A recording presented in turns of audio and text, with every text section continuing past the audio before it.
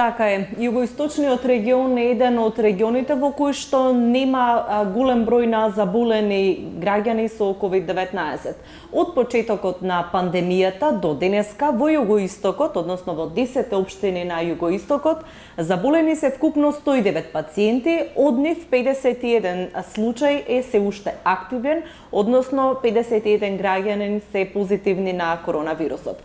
По општини, според информациите кои што ги даваат центрите за јавно здравје, најголем број на позитивни со коронавирус имало во општина Струмица, односно 41 случај, од кои 25 се уште активни.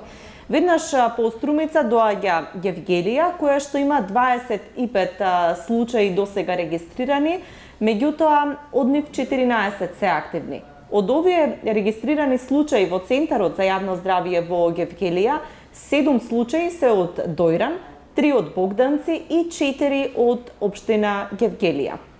Понатаму, Радовиш од Центарот за јавно здравје информираат дека досега има вкупно 36 регистрирани случаи на коронавирус и од нив во моментов има 11 активни. Во сите овие градови и населени места се издвојува Валандово како една од општините со најмал број досега регистрирани случаи на COVID-19, односно 7 случаи, од кои само еден е активен.